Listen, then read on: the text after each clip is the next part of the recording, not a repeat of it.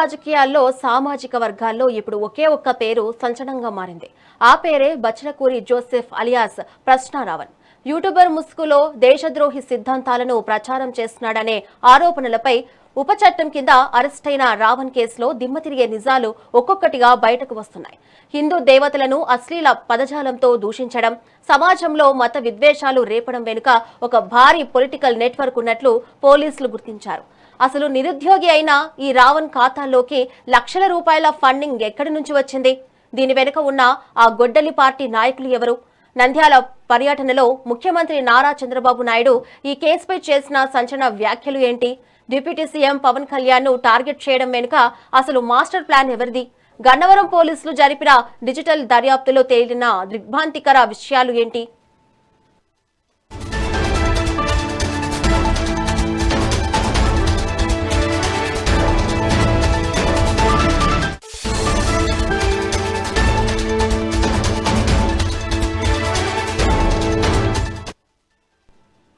AP రాజకీయాల్లో సామాజిక వర్గాల్లో ఇప్పుడు ఒకే ఒక్క పేరు సంచలనంగా మారింది. ఆ పేరే బచ్చలకూరి జోసెఫ్ అలియాస్ ప్రశ్నారావణ్. యూట్యూబర్ ముసుగులో దేశద్రోహ సిద్ధాంతాలను ప్రచారం చేస్తున్నాడనే ఆరోపణలపై ఉపచట్టం కింద అరెస్టైన రావణ్ కేసులో దిమ్మ తిరిగే నిజాలు ఒక్కొక్కటిగా బయటకు వస్తున్నాయి. హిందూ దేవతలను అశ్లీల పదజాలంతో దూషించడం, సమాజంలో మత విద్వేషాలు రేపడం వెనుక ఒక భారీ పొలిటికల్ నెట్వర్క్ ఉన్నట్లు పోలీసులు గుర్తించారు. అసలు నిరుద్యోగి అయిన ఈ రావణ్ ఖాతాల్లోకి లక్షల రూపాయల ఫండింగ్ ఎక్కడి నుంచి వచ్చింది? దీని వెనుక ఉన్న ఆ గొడ్డలి పార్టీ నాయకులు ఎవరు? నంద్యాల పర్యటనలో ముఖ్యమంత్రి నారా చంద్రబాబు నాయుడు ఈ కేసుపై చేసిన సంచలన వ్యాఖ్యలు ఏంటి? డిప్యూటీ సీఎం పవన్ కళ్యాణ్ ను టార్గెట్ చేయడం వెనుక అసలు మాస్టర్ ప్లాన్ ఎవరిది? గన్నవరం పోలీసులు జరిపిన డిజిటల్ దర్యాప్తులో తేలిన దిగ్భ్రాంతికర విషయాలు ఏంటి?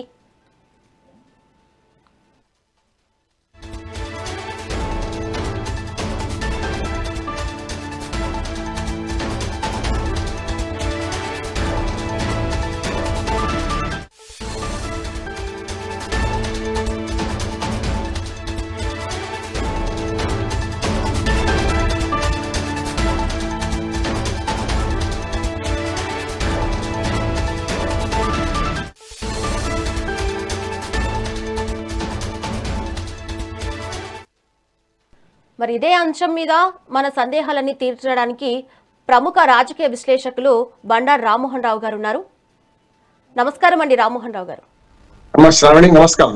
చెప్పండి సార్, యూట్యూబర్ గా మొదలైన ప్రశ్నారావణ్ ప్రయాణం రాడికల్ ఆరోపణల వరకు ఎలా చేరిందంటారు సార్? శ్రావణి గారు, మీకు అట్లాగే మెగా ప్రేక్షకులు నమస్కారం. ఒక 50 ఏళ్ల సీనియర్ జర్నలిస్ట్ గా ఇవాళ యూట్యూబర్ల పనితీరు కానీ రావణ్ లాంటి కేసుల విషయం చూస్తే నాకు సిగ్గేస్తుంది అంటున్నాను. ఈ మాట అంటున్నాను, సిగ్గుపడుతున్నాను నేను. అంటే ఒక జర్నలిజం విలువలను నాశనం చేస్తూ, జర్నలిజం అంటే అయితే ప్యాకేజీలో లేకుంటే పేటీఎం బ్యాచ్ లాగా తయారవుతున్న క్రమంలో ముఖ్యంగా ఈ యూట్యూబర్స్ చాలా పెట్టయిపోయి చేస్తున్నారు.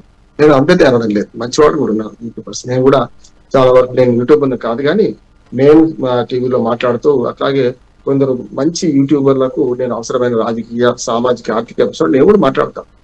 నేను ఎక్కడ కూడా పరిశమైన పదజాలను వాడడం కానీ, వ్యక్తిత్వహీన అనడం కానీ, వ్యక్తిని కించపరచడం కానీ మాట్లాడకూడదు కూడా అంటున్నాను. చట్టం చెప్పేది అదే, రాజ్యాంగం చెప్పేది అదే. మనం కూడా జర్నలిజం విలువలు కాపాడాలి, పాడాలి. 75 నుంచి ఇప్పటిదాకా సరిగ్గా 50 ఏళ్ళ జర్నలిజం ఉన్న ప్రధాన పత్రికల్లో రిపోర్టర్ గా పనిచేసిన వాడిని. అట్లాగే ఇవాళ ప్రతిరోజు అనేక టీవీలో మాట్లాడుతున్న వాడిని. యూట్యూబ్ అనేది యూట్యూబర్లు తప్పు కాదు, ఏదైనా సోషల్ మీడియా కూడా తప్పు కాదు. సోషల్ మీడియా కత్తి లాంటిది. ఈ కత్తిని మనకు కూరగాయలు పోయొచ్చు, మెడకాయలు పోయొచ్చు. కత్తి తప్పు కాదు కదా, కోసేవాడు తప్పు కదా. యూట్యూబర్లు అందరూ అట్లా ఉండరు కానీ నోటికి ఇప్పుడు వాళ్ళ సగం కంటే ఎక్కువ మంది యూట్యూబర్లు తమ డబ్బుల కోసం, తమకు వచ్చే ఆదాయం కోసం నైతిక విలువలు వదిలిపెట్టి ఇష్టమైనట్టు వాళ్ళు అవాకులు జవాకులు తేలుతున్నారు. ఈ మాట అంటున్నారు, కొంచెం బాధగా ఉంది. ఎందుకంటే వాళ్ళు నేను కూడా కలిసి కదా రేపు జర్నలిస్ట్ గా, అందుకని కలవకుండా ఉండాలంటే ఈ మాట గట్టినంగా చెప్పకపోతే కష్టం. మహాకవి శ్రీశ్రీ ఏమన్నారంటే, ఎవరెవరి ప్రైవేటు బతుకు వారి సొంతం, పబ్లిక్ లో నిలబడితే ఏమైనా అంటా ఉన్నా. అట్లా అని ఏది పడితే మాట్లాడడానికి వీలేదు. రాజ్యాంగంలోని ఆర్టికల్ 19 క్లాజ్ 1 పౌర స్వేచ్ఛ, ముఖ్యంగా వాక్ స్వాతంత్రం అని చెప్పింది. కానీ కూడా ఏం చెప్పింది చూడాలి కదా మనం. మరి మన స్వేచ్ఛ, మన హద్దులు ఉండాలి. దానికి స్వేచ్ఛకు ఏది పడితే మాట్లాడడానికి, రాయడానికి వీలు లేదని చెప్పి. అందుకనే నేను చిన్నప్పుడు ఒక పాఠం చదువుకున్నాను, 6వ 7వ తరగతి ఇంగ్లీష్ పాఠం. అందులో మన స్వేచ్ఛ ఎంత వరకు అని పాఠం అది, ఇంగ్లీష్ చిన్న పాఠం. అందులో మన స్వేచ్ఛ మన ముక్కు వరకే తెలుస్తుంది. మనకు వాక్ స్వాతంత్రం ఉందని, మన ఇష్టం స్వేచ్ఛ ఉందని ప్రజాస్వామ్యంలో రోడ్డు మీద నడుస్తూ కత్తిసాము కర్రసాము చేసుకుంటూ పోతా అంటే లాభం లేదు. మన స్వేచ్ఛ ఎందుకు ముక్కు వరకు అంటే మన శరీరాంగాల్లో అన్నిటికంటే ముక్కు ముందుకు ఉంటుంది కనుక మన స్వేచ్ఛ మన ముక్కు వరకే పరిమితం చేసుకోవాలి. ఎట్లా పడితే అట్లా నడవడానికి కానీ, ఎట్లా పడితే అట్లా ప్రవర్తించడానికి కానీ, మాట్లాడడానికి వీలు లేదు. ఇది రాజ్యాంగం చెప్పిన సూత్రం. దీన్ని అతిక్రమిస్తూ ఇవాళ ఎవరికైనా ఒకరికి రెండు రకాలు ఉన్నాయి. ఇప్పుడు రావణ్ చేసింది పవన్ కళ్యాణ్ విమర్శించడంతో పాటు ఆయన మత సమావేశాల్లో కానీ లేకపోతే ఇతరత్ర కూడా హిందూ దేవుడిని అవమానించడం, అడ్డగోలుగా మాట్లాడడం, అన్పార్లమెంటరీ వర్డ్స్ వాడడం, వ్యక్తుల పట్ల దేవుళ్ళ పట్ల ఇవన్నీ తప్పేగా. రాజ్యాంగం మన చట్టంలో ఐపీసీ సిఆర్పిసిలో ఇవాళ బిఎన్ఎస్ లో ఏం చెప్తున్నది, రెండు వర్గాల మధ్యన, రెండు కులాల మధ్యన, ఇద్దరు వ్యక్తుల మధ్యన, లేకపోతే ఏదైనా సరే భాష మధ్యన, కులం అనే పేరు మీద, భాష పేరు మీద, మతం పేరు మీద విద్వేషాలు సృష్టిస్తే తప్పనిసరి వాళ్ళని చర్య తీసుకోవచ్చు. ఇప్పుడు ఆయన అవన్నీ చేశాడు స్పష్టంగా. రుజువు అయ్యేదాకా నేను ఎందుకు మాట్లాడతలేనంటే రుజువు అయితే కోర్టులు ఉంటుంది, కానీ వాళ్ళ ఆరోపణలు అయితే అవే కదా, చేసిందా చేయలేదా అని రేపు కోర్టులు తెలుస్తాయి. కానీ ఆరోపణలు చూస్తే తీవ్రమైన ఆరోపణలు ఉన్నాయి. ఒక పవన్ కళ్యాణ్ ముందే ముందుకు వస్తుంది. పవన్ కళ్యాణ్ అరే పోరే కాదు, ఏది పడితే అది లకారాలతో మాట్లాడాడు కదా. అట్లానే మనకు ఒక దళిత క్రిస్టియన్ మహాసభలో మాట్లాడాల్సిన అంశం చాలా ఉన్నాయి. దళితుడు క్రిస్టియన్ మతంలో కాగానే బీసీలు ఎట్లా అవుతారు, మరి రాజ్యాంగం ఏం చెప్పింది, ఓటు తీర్పులు ఏమొచ్చినాయి, దీనికి వ్యతిరేకంగా మనం ఎట్లా సంఘటితం అవుదాం అనే మాట మాట్లాడితే ఎవరు వద్దాను. కానీ అది విడిచిపెట్టి రాజ్యాంగాన్ని అవమానిస్తావు, మన మావోయిస్టులను సమర్థిస్తావు, రకరకాలుగా అంటే ఎటు పడితే అటు పోవడం వల్ల వచ్చిన సమస్య ఇది. ఆయన మీద నేను అరెస్ట్ చేసిన పద్ధతిని విమర్శించాను. అరెస్ట్ చేసిన పద్ధతి ఆంధ్రప్రదేశ్ పోలీసులు వచ్చి తెలంగాణలో ఆయన ఇంటి దగ్గరకు వచ్చి ఈయన కూడా కేవీఆర్ అని ఇతరత్ర వాళ్ళని అరెస్ట్ చేసిన పద్ధతి కరెక్ట్ అంటున్నాడు. ఆడవాళ్ళ మీద దౌర్జన్యం చేయడం, కుటుంబ సభ్యుల మీద దౌర్జన్యం చేస్తూ మగ పోలీసులు కల్పించుకోవడం ఇవన్నీ తప్పే కాదట్లేదు. ఎందుకంటే రేపు నా దాకా వస్తుంది కదా, ఇంత తప్పు చేయకుంటున్నా కూడా రేపు ఎవడన్నా ఒక కేసు పెట్టవచ్చు. అందుకనే అరెస్టు ఐచ్ఛికం, మన స్వేచ్ఛ ఖచ్చితంగా హక్కు. అరెస్ట్ అనేది అవసరమైనప్పుడు చేయాలి. నిర్బంధం అనేది హక్కు కాదు పోలీసులకు. స్వేచ్ఛగా ఉండే హక్కు ప్రజలకు ఉన్నది. దాన్ని విడిచిపెట్టి ఇవాళ ఆయన అడ్డగోలుగా మాట్లాడడం, అడ్డగోలు ప్రవర్తించడం వల్ల వచ్చిన కేసులు. నేను ఇంకొక మాట కూడా రావణ్ణి సమర్థించింది ఏంటంటే, ఒకే కేసులో 4-5 పోలీస్ స్టేషన్లో 10 పోలీస్ స్టేషన్లో కేసులు పెడితే అన్ని కేసులు కలిపి ఒకే దగ్గర కట్టాలి. కానీ ఎక్కడికక్కడ ఈ పోలీస్ స్టేషన్ లో అరెస్ట్ చేసి బెయిల్ రాగానే ఇంకో పోలీస్ స్టేషన్ వాళ్ళు పట్టుకుపోవడం ఇవన్నీ కూడా సరైనది కాదు. వేధించడం అంటున్నారు. కోర్టులో కేసు వేశాడు ఆయన, హైకోర్టులో కేసు వేశాడు. అందులో నేను చెప్పింది నిజమైతుంది. ఒకే కేసును 10 సార్లు ఒకే నేరాన్ని 10 పోలీస్ స్టేషన్లో పెట్టడం కరెక్ట్ కాదు. అయితే కూడా అవన్నీ కలిపి క్లబ్ చేసి విచారించాల్సిన అవసరం ఉంది. అది రేపు కోర్టు తీర్పు అదే వస్తుందని నేను అంటున్నాను యాజ్ అడ్వకేట్ గా. రెండోది ఏంటంటే, ఆయన చేసినప్పుడు తప్పు ఎవరు చూస్తే కోసిన ముఖాన్ని చూస్తున్నారు. అరెస్ట్ చేశారు, రద్దు చేశారు. ఉపా చట్టం పెట్టొచ్చా లేదా, ఉపా చట్టం పెట్టొచ్చా లేదా కోర్టు నిర్ణయిస్తుంది. పెట్టారు. 6th జూలై నాడు ఆయన అరెస్ట్ అయ్యారు, మన రిమాండ్ అయ్యారు, నెల్లూరు జైల్లో ఉన్నాడు. సమస్య లేదు. కనుక రేపు ఆ కేసు పోతుందా ఉంటుందా ఏ సంగతి వేరు. కానీ కక్ష సాధింపు చర్యల్లో భాగంగా ప్రభుత్వాలు ఎవరు పడితే వాళ్ళ మీద ప్రశ్నించే వాళ్ళ మీద కేసు పెట్టడం తప్పు. ప్రశ్న కూడా తప్పు ప్రశ్నిస్తే ఆయన పేరే ప్రశ్న రావాలని పెట్టుకున్నాడు. ఆయన అసలు పేరు జోసెఫ్ కదా. మరి జోసెఫ్ అనే పేరు మార్చుకొని కలం పేరు పెట్టుకుంటారు. రచయితలు కూడా చాలా మంది కలం పేరు పెట్టుకుంటారు. కానీ ఇట్లాంటి ఆలోచించే ఒక లక్షణం అసలు పేరే బయటకు వస్తుంది. అసలు పేరులో మతాన్ని చూస్తలేడు. ఆయన చేసిన దౌర్జన్యం, చేసిన తప్పు చూస్తున్నాం. ఇంకొక మాట చెప్పాలి శ్రావణి, ఆయన మొత్తం కథ అంతా వెలికి చేస్తే ఆడవాళ్ళని మోసం చేసి కానీ, ఉద్యోగాల్లో ఉన్న వాళ్ళని పనిలో పెట్టి రకరకాలుగా లైంగిక వేధింపులో పాల్పడినాడని, అందుకని ఉద్యోగం కూడా పెట్టుకున్నాడని, అట్లాగే లక్షలాది రూపాయలు ఎట్లా సంపాదించారు అనేది కూడా ఉంటుంది. ఇప్పుడు ఒక రకంగా ఒక మంచి నిజాయితీ గల జర్నలిస్టు మాహితి ఉద్యోగం చేస్తాడు, లేకపోతే తన మాటలతోని ప్రజలు ఆకట్టుకొని ఎక్కువ మంది వ్యూవర్స్ మెచ్చుకుంటే యూట్యూబ్ నుంచి డబ్బులు వస్తాయి. ఇవి లీగల్ గా వచ్చి. కానీ లక్షల రూపాయలు, కోట్ల రూపాయలు ఎక్కడి నుంచి వస్తున్నాయి అనే సమస్య వస్తుంది. కానీ బ్యాంక్ అకౌంట్ ఫ్రీజ్ చేశారు. ఇప్పుడు ఒక్కొక్కటి అంటే తీగలాగితే డొంకంత కదులుతుంది. ఆయన గురించి నేరం రుజువయ్యేదాకా మన నేరస్తుడు అనడానికి నిందితుడు మాత్రమే. నిందితుడిని చూద్దాం. ఆయన గురించి మిగతా ఛానళ్ళు కానీ మిగతా మన పార్టీలు కానీ నేను మాట్లాడదలుచుకోలేదు. రావణ్ చేసింది మాటికి తప్పే. ఆ తప్పు ఎండగడుతూ అనేక రకాలుగా మనం మాట్లాడుతున్నాం. అసలైన జర్నలిస్టులకు ఇటువంటి వాళ్ళ ఆదర్శం కారు. అసలైన జర్నలిస్టుకి ఇది నష్టం అయితే అంటున్నాను. వాళ్ళకు కూడా జర్నలిస్ట్ అంటే విలువ లేకుండా కొద్ది అంటున్నారు. ఈ మధ్యన రేవంత్ రెడ్డి గారు ఒక మాట అన్నారు, అందరూ ఖండించినారు కూడా. అయినా సరే ఇటువంటి వాళ్ళని చూసినాక రేవంత్ రెడ్డి గారు తెలంగాణ ముఖ్యమంత్రి అన్నది కరెక్ట్ అనిపిస్తుంది కదా. ఎందుకంటే ఈ మధ్యన ప్రతి గుట్టం పెట్టుకున్నాడు జర్నలిస్ట్ అయిపోయిండు. జర్నలిజం విలువలు లేవు, జర్నలిజం కోర్సు చదువు లేదు, ఏది పడితే అది రాయదు. ఏమన్నా పౌరులకు కూడా స్వేచ్ఛ ఉంది, విమర్శించే స్వేచ్ఛ లేదంటలేదు. ఇంత పెద్దవాడని విమర్శించవచ్చు, కానీ విమర్శ పార్లమెంటరీ పద్ధతుల్లో ఉండాలి, విధాన పరంగా ఉండాలి. కానీ కుటుంబాల పట్ల, ఆడవాళ్ళ పట్ల దుర్మార్గంగా మాట్లాడినా, మతం పట్ల దుర్మార్గంగా మాట్లాడినా తప్పే అవుతుంది.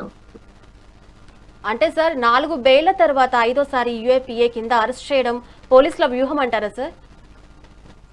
పోలీసులు ఎట్లాగా చేస్తారు 4 బెయిల్ తర్వాత? అంటే ఇప్పుడు ఇటేమో బెయిల్ వచ్చింది కదా, పూర్తిగా నిశ్చికాలం కూడా అయిపోయింది, ఆయన మీద ఏమీ లేవు అనే మాటలు అటు రావాణి సమర్థించే వాళ్ళు అంటున్నారు.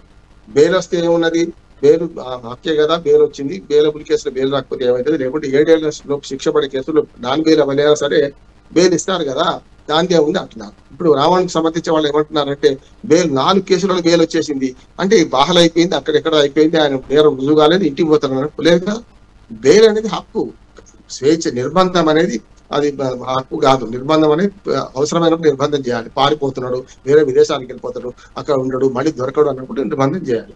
ఉంటున్నాడు కదా అందుకని బెయిల్ వచ్చింది, కాదట్లేదు. పర్సనల్ బాండ్ 2 షూట్ ఇస్తాను బెయిల్ వచ్చింది. 4 పోలీస్ స్టేషన్ల బెయిల్ వచ్చింది అని సమర్థించుకోవాల్సిన అవసరం లేదు. 4 పోలీస్ స్టేషన్ల కేసు పెట్టే కేసులు ఒకే ట్రయల్ నడుస్తుంది, ఏదైనా ఒక కోర్టులో నడుస్తుంది, అన్ని కలిపి క్లబ్ చేస్తారు, అది హైకోర్టు తీర్పిస్తుంది, అయిపోతుంది. కానీ ఇక్కడ సమస్య ఏంటంటే ఉపా చట్టం ఎందుకు వచ్చింది అంటే, ఉపా చట్టంలో అంటే మావోయిస్టులను సమర్థించు ఆయన గతంలో కొన్ని వ్యాఖ్యలు చేశారు, ఇటువంటి అప్పుడు నక్సలైట్లు వస్తారని. కానీ రాజకీయ నాయకులు చేసినప్పుడు ఇది ఎందుకు రాలేదనే సమస్య కూడా వస్తుంది. ఉదాహరణకు 82లో తెలుగుదేశం పార్టీ స్థాపించినప్పుడు ఎన్టీ రామారావు నక్సలైట్లే దేశభక్తులు పోమన్నాడు. మరి ఆనాడు పీపుల్స్ వార్ పార్టీ ఉంది, అది నిషేధించబడిన పార్టీ కదా. మరి ఒక ప్రజానాయకుడు వచ్చి తర్వాత ముఖ్యమంత్రి అయ్యిండు, ఒక పార్టీ పెట్టి మన నక్సలైట్ల దేశభక్తులు అంటే ఎందుకు అరెస్ట్ చేయలేదు అంటే, పెద్దవాడికో న్యాయం కిందవాడికో న్యాయం అని మాట వస్తుంది. అంతేందుకు ఇదే పవన్ కళ్యాణ్ గారు దేశభక్తులు, నిజమైన దేశభక్తులు నక్సలైట్ లాగా మారాలనిపిస్తుంది అప్పుడప్పుడు అని పరిశ్రమని వ్యాఖ్యలు కూడా చేసిండు, ఈ ప్రజాస్వామ్య లోపాలు ఎండగట్టడానికి ఉదాహరణ తీసుకొని. మరి ఆయన మీద అప్పుడు ఎందుకు కేసు పెట్టలేదు? ఇవన్నీ వస్తున్నాయి, కాదట్లేదు. కానీ ఎవరైనా ఆయన ఎన్టీ రామారావు గారన్నా, పవన్ కళ్యాణ్ అయినా, ఇవాళ రావణ తప్పే అంటున్నాను నేను. మావోయిస్టులు చేస్తున్న పని హింస, ఎవరు ప్రజాస్వామ్యంలో హింస తాగలేదు. ఎందుకంటే ఆపరేషన్ కాగాన్ని వ్యతిరేకించాం అలాంటి వాళ్ళు, కానీ ఆపరేషన్ కాగాన్ని వ్యతిరేకిస్తూ మొత్తం మావోయిస్టులు చేసిన హింసను సమర్థించలే కదా. అందుకని ఏమంటున్నానంటే పౌర హక్కులు ఎవరికైనా ఉంటాయి, ప్రజలకు ఉంటాయి, మావోయిస్టులకు ఉంటాయి, ప్రతి వాళ్ళకు ఉంటాయి. కానీ పౌర హక్కులు హరిస్తూ నేనే చంపుకుంటా పోతా, మీరేదైనా నన్ను చంపొద్దు, నా తెలుగు రావద్దు అంటే నడవదు కదా. ఇది అంతే అంటున్నాను. నువ్వు మాత్రం ఎవరి మీద వాళ్ళు మాట్లాడతావు, కానీ నీకు మాత్రం ప్రజాస్వామ్య హక్కులు కావాలి, నీకేమో కోర్టులు కావాలి, రక్షణ కావాలి. తప్పు కాదు అంటున్నాను. అందుకని ఇప్పుడు తప్పుకు తప్పు ఒప్పి ఎప్పుడు కాదు. పవన్ కళ్యాణ్ తప్పు చేసిండు చేసినప్పుడు మనం ప్రశ్నిద్దాం. కానీ అది విడిచిపెట్టి నేను పవన్ కళ్యాణ్ మీద నేను తప్పు చేస్తా అంటే తప్పు ఒట్లయితుంది కదా. త్వంశుంటా అంటే త్వంశుంటా అన్నట్టు. కనుక ఇవాళ రావణ గురించి మాట్లాడినా, పవన్ కళ్యాణ్ గురించి మాట్లాడినా, ఎన్టీ రామారావు గారి గురించి మాట్లాడినా, తీవ్రవాదాన్ని మతతత్వ తీవ్రవాదం కానీ అది మావోపక్ష తీవ్రవాదం కానీ, ఈ రెండు తప్పే అంటున్నారు. ప్రజాస్వామ్యం హింసకు తావలేదు, అటువంటి విషయాన్ని ప్రోత్సహించాల్సిన అవసరం లేదు, ప్రోత్సహిస్తే తప్పే అవుతుంది. సార్ అయితే ఈ ఫండింగ్ కూడా చూసుకున్నట్లయితే అంటే రావణ్ కు జరిగినట్లు చెప్తున్న ఈ రాజకీయ ఫండింగ్ నిజమే అంటారా, లేక రాజకీయ మైండ్ గేమ్ అంటారా సార్? ట్రెండ్ ఉంటాయి అంటే మనం ఆ ఫండింగ్ లోపలికి పోవాలంటే ఎంక్వైరీ చేయాలి. మన ఆంధ్ర నేను తీర్పు చెప్పలేను కదా, నేను అడ్వకేట్ గా వాదించగలుగుతాను ఎవరి తరఫున. కానీ ఇక్కడ తీర్పు నేను చెప్పలేను. ఎందుకు చెప్పలేను అంటే, ఇప్పుడు ఫండింగ్ 2 రకాలకు వస్తుంది యూట్యూబ్ లో. ఒకటేమో వాళ్ళు యూట్యూబ్ ఛానల్ పెట్టుకొని వాళ్ళ వ్యూస్ ప్రతిరోజు ఎన్ని వ్యూస్ ఉండాలి, ప్రతిరోజు ఇన్ని అప్లోడ్ చేయాలి, రోజు ఉండాలి, వాళ్ళ రూల్స్ ఉన్నాయి.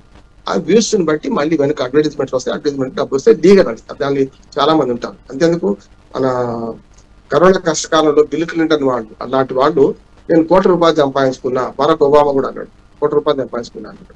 ఎందుకంటే బరాక్ ఒబామా లాంటి వాడు అమెరికా మాజీ అధ్యక్షులు అప్పుడు ఖాళీగా ఉన్నారు కనుక దాన్ని పెద్ద ఎత్తున వాళ్ళు యూట్యూబ్ లో అప్లోడ్ చేసిండ్రు, వాటి మీద చాలా వచ్చినాయి, కాదట్లేదు. అట్లానే ఒక ప్రముఖుడు చేయాల్సిన అవసరం లేదు, మామూలు సామాన్యుడు ఇష్యూ ఉంటే, ఇష్యూ మంచిదైతే తప్పనిసరి వ్యూస్ ఎక్కువ వస్తాయి, దాని ద్వారా వాళ్ళకి ఆదాయం వస్తుంది, లీగల్ ఆదాయం అంటారు.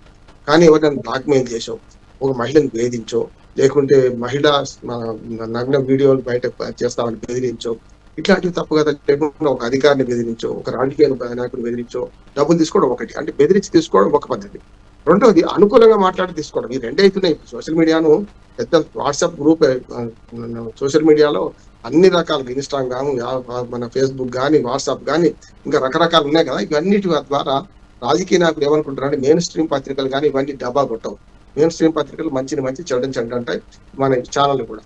కనుక అట్లా కాకుండా వన్ సైడ్ చెప్పేటోడు కావాలి మనకు. నాలంటోడు దొరకడు, నాలంటోడు అస్సలు నేను వన్ సైడ్ చెప్పను ఎవరైనా సరే. కానీ వన్ సైడ్ చెప్పేటోడు కావాలంటే ఏం చేయాలి, దానికి కావాల్సిన సరుకు సరంజామం వాళ్ళే తయారు చేసుకొని వీడియో రిలీజ్ చేయాలి. అలా నా నాయకుడు చాలా మంచివాడు. ఎందుకు పేరు చెప్తానంటే పేరు చెప్తే నేను మళ్ళీ పక్షపాతిని అవుతాను కనుక. అలా నాయకుడు చాలా బ్రహ్మాండమైన వాడు అని ఒక అట్లా డబ్బులు వస్తాయి. ఎందుకంటే బాగా ఇప్పుడు ఇవాళ పశువుల కాపర్లు కూడా ఇవాళ వీడియో చూస్తున్నారు. అంటే అవమానించడం కాదు, పశువుల కాపర్ల వాడు మొబైల్ తిరుగుతున్న వాడు కూడా ఇలా వీడియో రీల్ చూస్తున్నాడు. కనుక ఫలానా నాయకుడు మంచివాడని బాగా ప్రచారం చేస్తే మంచివాడు అనుకుంటాడు. అట్లానే రెండోది ఫలానా నాయకుడు చెడ్డవాడు, ఇది ఉల్టా అంటే వ్యతిరేక ప్రచారం, ఇది చేస్తే కూడా బాగా ప్రచారం అవుతుంది. అందుకు తగ్గట్టుగా అనవసర ఆరోపణలు ఎదురు అవసరమైన సరంజామా తయారు చేసుకుంటారు, వ్యక్తిగత విమర్శ చేస్తారు, వ్యక్తిత్వ హననం చేస్తారు, వాళ్ళ కుటుంబాలు జోలికి పోతారు, చూస్తున్నాం కదా. అందుకని వాళ్ళ ఎవరిని క్షమించాల్సిన అవసరం లేదు. ఇట్లాంటి పనులు ఎవరు చేసినా తప్పే అంటున్నారు. రావణ చేసినా తప్పే, పవన్ కళ్యాణ్ చేసినా తప్పే. ఈ పవన్ కళ్యాణ్ ఎందుకు అంటున్నానంటే ఈ మధ్యనే మనం చూసాం కదా, హోంమంత్రి అనితను, ఆంధ్రప్రదేశ్ సాక్షాత్ హోంమంత్రి అనితను నీకు చేతగాకపోతే ఊరుకో నేను చేసుకుంటా అని మాట్లాడడం, నేను హోంమంత్రి అయితే ఇట్లా ఉండకపోయేదని మాట్లాడడం. అట్లానే హోమ్ మినిస్టర్ నేనే తీసుకుంటున్నాను మొదటి నుంచి ఒక హోమ్ మినిస్టర్ మహిళను అవమానిస్తూ మాట్లాడుతున్నారు. తప్పే కదా, ప్రభుత్వం చేత కాకుండా ఉన్నది, ప్రభుత్వంలో కూడా ఆయనకు అవసరం ఉన్నది కనుక చంద్రబాబు నాయుడు భరిస్తున్నాడు పవన్ కళ్యాణ్ అభిమానులు కూడా పెట్టిపోయి లోకేష్ ముఖ్యమంత్రి అయితే మావాడు ఎందుకు ముఖ్యమంత్రి కావద్దని వాళ్ళు తిట్టుకున్న సందర్భాలు చూసినాం మనం. కనుక ఇవన్నీ చూస్తే అర్థమవుతుంది ఏంటంటే మనం మాట్లాడేటప్పుడు ఆలోచించి మాట్లాడితే ఈ సమస్య రాదు. మాట్లాడేటప్పుడు కానీ రాసేటప్పుడు కానీ ఏదైనా సరే మాట్లాడి ఆలోచిస్తే ట్రంప్ లాగా అవుతుంది. ట్రంప్ చూస్తున్నాం కదా, అమెరికా అధ్యక్షుడు ట్రంప్ ఏం మాట్లాడతాడో తెలియదు, ఎప్పుడు మాట్లాడతాడో తెలియదు, ఎప్పుడు యూటర్న్ తీసుకుంటాడో తెలియదు. కానీ ఒక జర్నలిస్ట్ ప్రమాణాలు పాటించాలంటే ఇవన్నీ ఉండాలి, సరైన విధంగా మంచిగా ఉండాలి, చేయాలి. అందుకని డబ్బులు రెండు రకాలుగా వస్తున్నాయి. ఒకటేమో యూట్యూబర్ గా మంచి మన అకాడమిక్ విషయాలు మాట్లాడి చాలా విజ్ఞానదాయక విషయాలు మాట్లాడి చేస్తే డబ్బులు వస్తాయి. లేదు బండ బూతులు మాట్లాడినా డబ్బులు వస్తాయి. ఒకటి వ్యతిరేక ప్రచారం చేసిన డబ్బులు వస్తాయి, వ్యతిరేకం ఇస్తారు కదా వాడికి.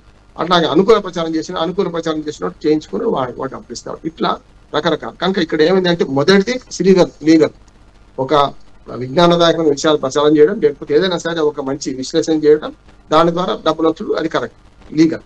కానీ ఒకరికి పూర్తిగా వ్యతిరేకంగా మాట్లాడి ఏది రామ అంటే భూతే అని మాట్లాడితే అది తప్పే, డబ్బులు వస్తాయి అక్కడ. అది డబ్బులు అక్రమ మార్గం అంట. అట్లాగే వాళ్ళు సమర్థించుకుంటూ కూడా వీడియో చేయడం కూడా పూర్తి స్థాయిలో కరెక్ట్ కాదు. అప్పుడు కూడా డబ్బులు వస్తాయి అనుకోండి, వాడు చేసుకునే వాడు డబ్బులు ఇస్తారు. మారడానికి అసలు కారణం ఏంటంటారు సార్? ఇప్పుడు ఈ కేసులో వైసీపీ వైఖరి మారడానికి అసలు కారణం ఏంటంటారు సార్? అంటే నేను రాజకీయంగా మాట్లాడు చెప్పారు కనుక ఈ ప్రశ్న జవాబు చెప్పాల్సిందే మనం. ఎందుకంటే వైసీపీ వైఖరి మారడానికి కారణం చెప్తాను నేను. మొట్టమొదటి వాళ్ళు అనుకుంది ఏంటంటే ఇప్పుడు ఏదైనా ప్రతిపక్షం ఏం చేస్తుందంటే ఏదైనా సరే ఒక అవకాశం దొరికి తూరుకోరు. రాజకీయ పార్టీ సన్యాసాల మఠాలు కావు కదమ్మా. అప్పుడు ఏం చేస్తారంటే అవకాశం దొరికి పట్టుకుందాం అనుకున్నాను. తీరా ఏమైంది, మొన్నటిదాకా ప్రశ్న రావాలంటే హిందూ అంటున్నారు. తర్వాత వెంటనే వాళ్ళు హిందూ కాదని తెలవగానే మతం కార్డు ఉపయోగించుకొని జోసెఫ్ అని తెలవగానే వెంటనే వాళ్ళకి సమర్థించుకుంటూ వీడియోలు చేశారు, మాట్లాడారు. అది రాంబాబు కావచ్చు, రాంబాబు కావచ్చు, జగన్మోహన్ రెడ్డి దాకా కూడా. తర్వాత ఏమైంది, ఆయన రిమాండ్ రిపోర్ట్ చూసిన తర్వాత ఆయన కమ్మ అని కనపడింది, కథ అయిపోయింది, మళ్ళీ రూట్ మార్చేసేసారు. నేనేమంటున్నాను, ఆంధ్రప్రదేశ్ లో మధ్యయుగ రాజకీయాలు వస్తున్నాయి. అంటే ఒకనాడు మధ్యయుగ రాజకీయాలు ఎట్లా ఉండే అట్లా వస్తున్నాయి ఇప్పుడు. కులాన్ని బట్టి 3 కులాలు 3 పార్టీలు, సమస్య లేదు. 3 కులాల్లో 2 కులాలు ఎప్పటికీ ఆధిపత్య కులాలు ఇప్పుడు అధికారంలో చెలాయిస్తారు, కమ్మ రెడ్డి. అట్లాగే కాపులు ఏమో ఎవరికో కాపు గాయడం, ఎవరికో వాళ్ళు పల్లకి మోయడం, చివరికి ఏదో 2వ స్థాయి 3వ స్థాయి పదవి తీసుకొని ఉండడం. ఇవాళ కాదు, మొత్తం ఆంధ్రప్రదేశ్ రాజకీయాలన్నీ అట్లే వస్తున్నాయి. ఉమ్మడి ఆంధ్రప్రదేశ్ కాకుండా నేను చెప్పేది ఆంధ్ర రాజకీయాలు కానీ కలిసిన తర్వాత ఆ ప్రాంత రాజకీయాలు అట్లే వస్తున్నాయి. నేను ప్రాంత నామిని బాధతో చెప్తున్నాను. కనుక ఏమవుతుందంటే ఇప్పుడు కమ్మాని కనపడగానే మనం ఎందుకు పద్ధతి చేద్దాం అని మళ్ళీ మాకు ఏమి సంబంధం లేదు, ప్రశ్న రావణ్ అలియాస్ జోసెఫ్ అలియాస్ ప్రశ్న రావణ్ మాకు ఏం సంబంధం లేదు, ఇప్పుడు పేరు ఫిరాయించాం. అందుకని వాళ్ళ అవసరాన్ని బట్టి ఉంటుంది. అన్ని ఆవిష్కరణలకు మూలం అవసరమే అని ఒక సైన్స్ ఆవిష్కరణల మీద ఒక నానుడు ఉంది. ఇప్పుడు ఏమైందంటే అన్ని ఆరోపణలకు మూలం వాళ్ళ రాజకీయ అవసరమే అని మాట వస్తుంది. అందుకనే రాజకీయ అవసరంగా తీర్చుకునే ప్రయత్నం చేశారు. తెలుగుదేశం పార్టీ బదనాం చేద్దాం అనుకున్నారు, కూటమి ప్రభుత్వం బదనాం చేద్దాం అనుకున్నారు. అప్పుడు ఈయన కులం తెలియదు కనుక అప్పుడు బదనాం చేశారు. కులం తెలిసిన తర్వాత మన కమ్మవారికి ఎందుకు ప్రోత్సాహం చేయాలి అని చెప్పి స్పష్టంగా మనకు అర్థమవుతుంది కదమ్మా. ఒక పార్టీ ఏమో రెడ్ల వర్గం ఎక్కువ, ఓ పార్టీ కమ్మ వర్గం ఎక్కువ. అసలు నిజంగా బీసీలు, ఎస్సీలు, ఎస్టీలు వీళ్ళని రెడ్డిపోయిన మైనార్టీలు ఎంత రెడ్డిపోయినట్లు లెక్క.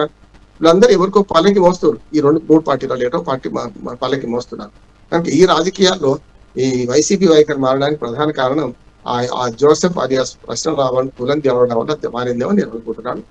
అది సమర్థించడం కూడా తప్పే అంటున్నాడు. కులం తెలవక ముందు సమర్థించడం తప్పే, కులం తెలిసినాక సమర్థించకపోవడం కూడా తప్పే అంటున్నాడు. పవన్ కళ్యాణ్ టార్గెట్ చేసిన వ్యాఖ్యలపై వెనుక అంటే ఏదైనా రాజకీయ వ్యూహం ఉందంటారా సార్? నా ఉద్దేశం ఏంటంటే పిచ్చివాడి చేతిలో రాయి ఉందనుకోండి, పిచ్చివాడు ఎవరైనా కొడతాం కదా. రాజకీయ వ్యూహం అంటే దాన్ని వాడుకుంటాం. ఉదాహరణకు నేను చెప్పాను కదా, క్రిస్టియన్ దళిత మహాసభలో సభలో మాట్లాడేసింది చెప్తున్నాను కదా స్పష్టంగా. ఆయన మాట్లాడిన విషయాలు అవి కానీ కావు. రామును, సీతను, కృష్ణుని అవమానిస్తే ఆయనకు వచ్చేది ఏమో చెప్పండి. ఇప్పుడు దేవుడు లేడనే వాడు కూడా దేవుని తిరిగితే తప్పే అంటున్నాం. దేవుడు లేడంటే లేడనుకోని ఊరుకో, కానీ దేవుడు అనేవాడు ఉన్నాడు అనుకున్నాను వాడికన్నా ఎక్కువ తిడితే లాంటి. అందుకని గతంలో రాక్షసులు అందరూ చూడండి, లేడు అనుకుంటా అన్నవాడిని తిట్టుడు ఎక్కువ చేసింది. హిరణ్యకశ్యపుడు ప్రహ్లాదుని కంటే ఎక్కువ విష్ణు మాయలో పడిపోయింది కదా. విష్ణువుని తిడుతూ విష్ణు మాయలో పడిపోయింది, అంతే కదా. అసలు నిజంగా చెప్పాలని ప్రహ్లాదు కంటే ఎక్కువ సార్లు జ్ఞాపకం చేసింది హిరణ్యకశ్యపుడే, ఏది విష్ణుమూర్తిని. ఇది అంతే. నేనేమంటాను, నువ్వు లేదనుకుంటున్నావు, నీ హిందూ మతం కాదు, నీ మతం వేరే కాకుండా సరే హిందువులో కూడా ఓ హిందూ మతంలో తిట్టేవాడు ఉంటాడు. నేనేమంటున్నాను, తిట్టడం వల్ల నువ్వేమంటున్నావు, ఆయన ఉనికిని గుర్తిస్తున్నావు. దేవత లేరు, దేవుడు లేరని నువ్వు అనుకుంటున్నావు, అనుకుని ఊరుకో. కానీ లేని దేవతలను, లేని దేవుళ్ళను నువ్వు తిట్టడం ద్వారా వాళ్ళ ఉనికిని గుర్తిస్తున్నావు కదా, వాళ్ళు ఉన్నారని నీకు నిరూపిస్తున్నావు కదా నువ్వే. ఇది తప్పంటున్నావు. అందుకని కృష్ణరావణ్ ఏం చేసిందంటే ఇట్లాంటి పనులను చేయడం వల్ల మూడు చేసిండు. ఒకటి, సమాజంలో మతాల మధ్య చిచ్చు రేపడం, వామపక్ష తీవ్రవాదాన్ని ప్రచారం చేయడం, అట్లానే వ్యక్తిని తిట్టడం, వ్యక్తి కుటుంబ సభ్యుల్ని తిట్టడం, ఇవన్నీ తప్పు. అది యూట్యూబర్ లక్షణంగా జర్నలిస్టు ప్రమాణాలకు అనుగుణంగా లేదంటున్నాను.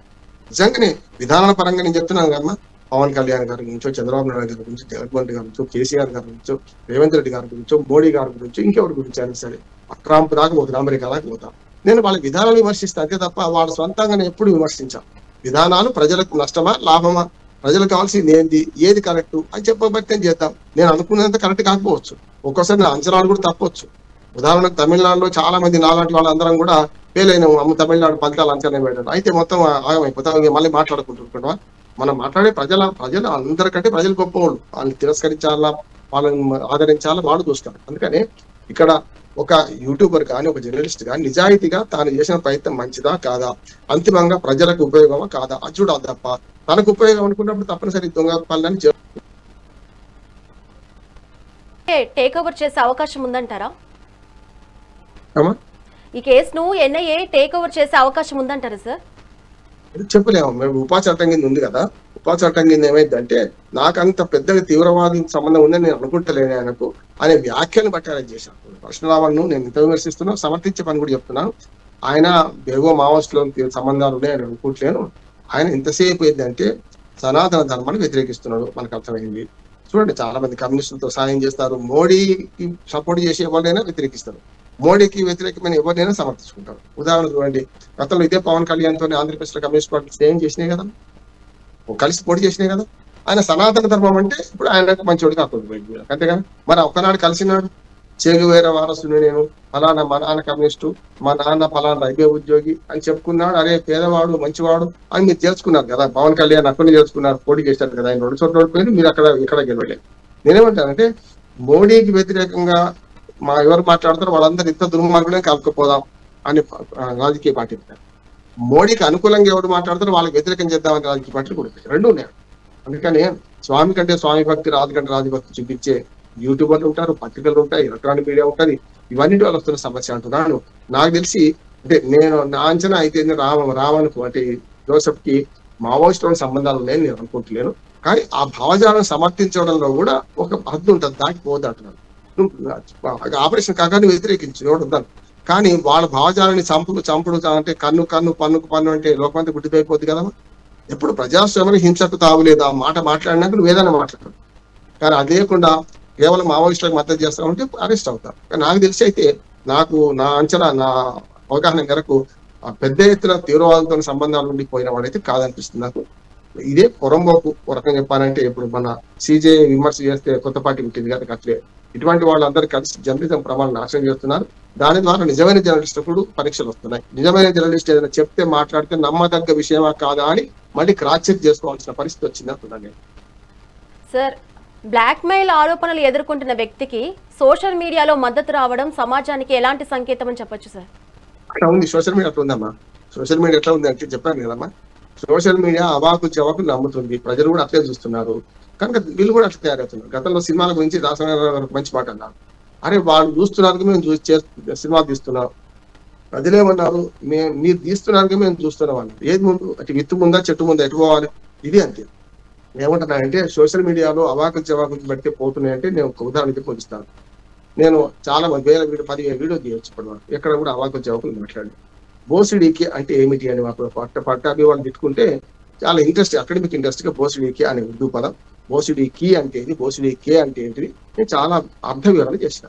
కానీ బోసిడీకి అంటే ఏమిటంటే నువ్వు హైటింగ్ పెట్టి యూట్యూబ్ లో ఏం చేసిన, యూట్యూబ్ ఛానల్ వాళ్ళు కొంచెం బండారు రామారావు సంచలనం వ్యాఖ్యలని పెట్టేసి పెడితే దాని ఏందో ఉందని ఇప్పటిదాకా నేను మంచి వీడియోలన్నీ పెద్దగా అంత పోలేదు. అవి వేల సంఖ్యలో అదే వీడియో 5 ఏళ్ల కింద పెట్టి ఇంకా నడుస్తూనే ఉంది, 4 ఏళ్ల కింద పెట్టి ఇంకా నడుస్తూనే ఉంది. అంటే ఏమన్నట్టు ప్రజల ఆలోచన ధోరణి మారుతుంది. అంటే అసహనం పెరిగింది, తిట్లే మంచిది అనుకుంటున్నారు, శాపనార్థాలే మంచిది అనుకుంటున్నారు.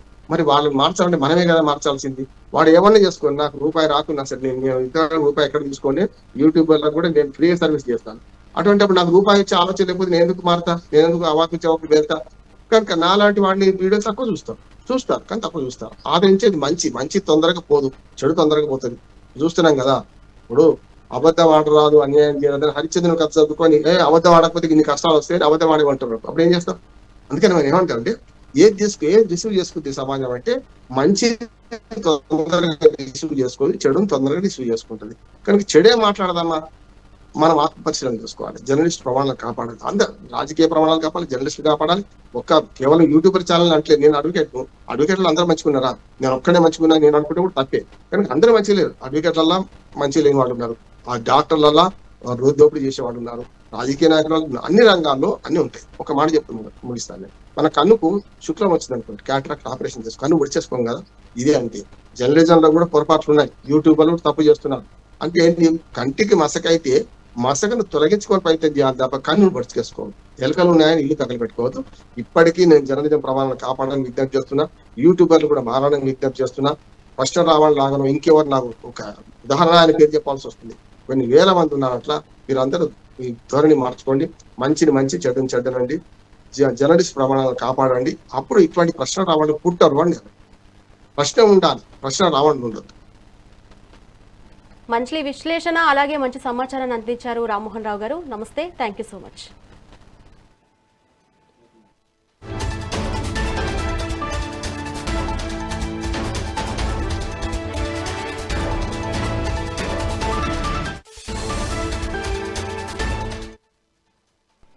ఇవి బులెటిన్ అప్డేట్స్.